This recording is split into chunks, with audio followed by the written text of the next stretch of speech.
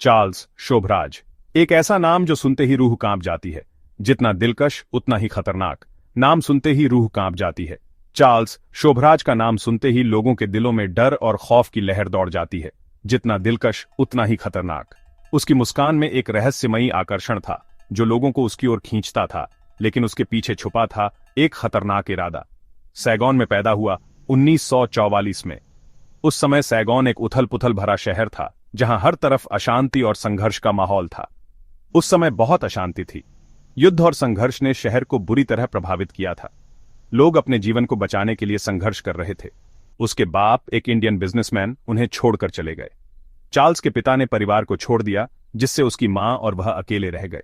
उसकी मां, एक वियतनामीज शॉप गर्ल, बहुत मुश्किल से गुजारा करती थी। उसकी मां ने अकेले ही परिवार की जिम्मेदारी उठाई, लेकिन संघर्ष और कठिनाइयों का सामना करना पड़ा। छोटे चार्ल्स ने बचपन में ही रिजेक्शन का दर्द झेला। अपने पिता के बिना चार्ल्स ने बचपन में ही अस्वीकृति और अकेलेपन का सामना किया। रिश्तेदारों के यहां घूमता रहा। उसे एक घर से दूसरे घर भेजा गया, लेकिन कहीं भी उसे स्थायी जगह नहीं मिली। किसी को उसकी जरूरत नहीं थी। हर जगह उसे अनदेखा किया गया और किसी ने भी उसकी परवाह नहीं की। इस अनदेखी ने उसे अंदर ही अंदर खाया। यह अनदेखी और अस्वीकृति उसके दिल में गहरे घाव छोड़ गई और एक गहरी नाराजगी में बदल गई।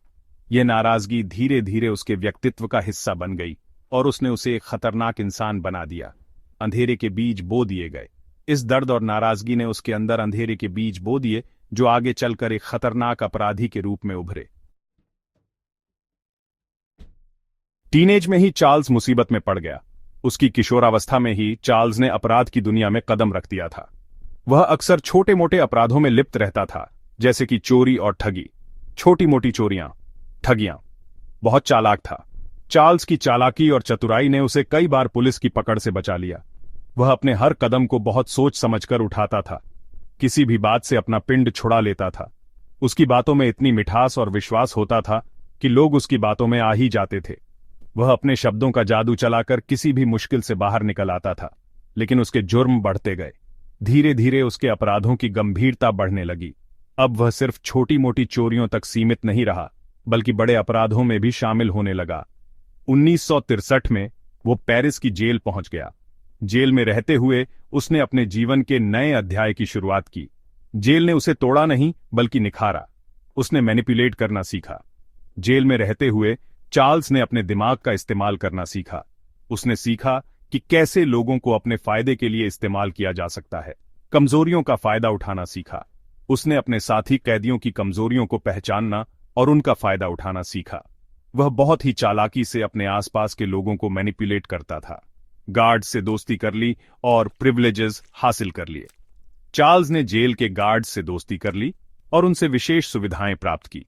उसकी बुद्धिमानी और आकर्षण ने उसे जेल में भी एक विशेष स्थान दिलाया। इन स्किल्स का उसने हमेशा अपने फायदे के लिए इस्तेमाल किया। चार्ल्स ने अपनी इन सभी क्षमताओं का इस्तेमाल हमेशा अपने व्यक्तिगत लाभ के लिए किया। वह एक ऐसा व्यक्ति था जिसने अपने जीवन के हर मोड़ पर अपने फायदे के लिए दूसरों का इस्तेमाल किया। जेल से बाहर आकर चार्ल्स ने अंधेरे को अपना लिया। जेल की सलाखों के पीछे बिताए गए सालों ने उसे और भी खतरनाक बना दिया था। उसकी आंखों में अब एक नई चमक थी, एक ऐसा इरादा जो पहले कभी नहीं देखा गया था। चार्ल्स अब एक नया खेल खेलने के लिए तैयार था, एक ऐसा खेल जिसमें मासूम लोगों की जानें दांव पर लगी थीं। वो मरी आंद्रे लेक्लेयर के साथ मिल गया, जो उसकी लवर और पार्टनर इन क्राइम थी। मरी आंद्रे, एक आकर्षक और चालाक महिला, चार्ल्स के हर कदम में उसका साथ देती थी। दोनों ने मिलकर एक ऐसा जाल बुना जिसमें फंसने वाले को अपनी जान से हाथ धोना पड़ता था। उनकी जोड़ी ने कई मासूम लोगों की जिंदगी को तबाह कर दिया। पूरे एशिया में घूमते रहे, तबाही मचाते रहे। उनका निशाना युवा भोले भाले वेस्टर्न टूरिस्ट्स। उनके तरीके खौफनाक थे। चार्ल्स उनसे दोस्ती करता, मदद का ऑफर करता। वो उन्हें अपने जाल में फंसाने के लिए हर संभव कोशिश करता। कभी कभी वो उन्हें अपने साथ पार्टी में ले जाता, कभी किसी एडवेंचर ट्रिप पर, लेकिन हर बार उसका मकसद एक ही होता, उन्हें लूटना और उनकी जिंदगी को बर्बाद करना। फिर उन्हें ड्रग्स देता, लूट लेता। चार्ल्स और मरी आंद्रे ने मिलकर एक ऐसा नेटवर्क बना लिया था जिसमें हर कदम पर धोखा और फरेब था। वो लोगों को ड्रग्स देकर उन्हें बेहोश कर देते थे, फिर उनके कीमती सामान और पैसे चुरा लेते थे। कई बार तो वो उन्हें ऐसी हालत में छोड़ देते थे कि उनकी जान पर बनाती थी। कभी कभी तो और भी बुरा हाल करता। चार्ल्स का दिल पत्थर का हो चुका था। उसे किसी की जान की कोई परवाह नहीं थी। कई बार तो वो अपने शिकार को इतनी बुरी हालत में छोड़ देता था कि उनकी मौत हो जाती थी। उसकी क्रूरता की कोई सीमा नहीं थी। वो एक मास्टर मैनिपुलेटर था। चार्ल्स की सबसे बड़ी ताकत उसकी बातों में थी। वो लोगों को अपनी बातों में उलझा लेता था। उसकी चालाकी और धूर्तता का कोई मुकाबला नहीं था। वो लोगों को इस तरह से मैनिपुलेट करता था कि उन्हें पता भी नहीं चलता था कि वो किस जाल में फंस रहे हैं। कमजोर लोगों का शिकार करता था। चार्ल्स और मरी आंद्रे ने हमेशा उन लोगों को निशाना बनाया जो अकेले और असहाय थे। वो उन लोगों की कमजोरी का फायदा उठाते थे और उन्हें अपने जाल में फंसा लेते थे। उनकी कहानी एक ऐसी कहानी है जो डर और खौफ से भरी हुई है। एक ऐसी कहानी जो हमें यह सिखाती है कि दुनिया में हर किसी पर भरोसा नहीं किया जा सकता। 70 के दशक का हिपी ट्रेल। नौजवान बैकपैकर्स एग्जॉटिक जगहों पर एडवेंचर ढूंढने निकले। ये चार्ल्स शोभराज का शिकारगाह था। थाईलैंड, नेपाल, इंडिया, देश उसके चेसबोर्ड बन गए। टूरिस्ट्स उसके पॉन्स। वो लाशें बिछाता गया। जवान जिंदगियां खत्म होती गईं। हर मौत पिछली से ज्यादा दर्दनाक। बिच्छू, जैसा कि उसे अब कहा जाने लगा था, जन्नत में रेंग रहा था, जहर घोलता जा रहा था। धोखे का बादशाह। चार्ल्स शोभराज एक गिरगिट था। कहीं भी घुल मिल जाता था। कई भाषाएं बोलता था। चार्मिंग था, इंटेलिजेंट था और रूथलेस भी। किसी को भी कुछ भी समझा सकता था। डिस्गाइजेस का यूज करता, नया नाम रख लेता, हमेशा एक कदम आगे रहता। उसकी चालाकी बिच्छू के डंक जैसी तेज थी। पुलिस से बचता रहा, उनके हाथों से फिसलता रहा, बार बार। बिच्छू का पतन।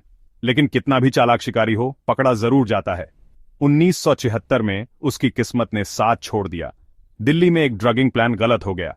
कुछ फ्रेंच टूरिस्ट ने पुलिस को खबर कर दी। खेल खत्म। उसे अरेस्ट कर लिया गया।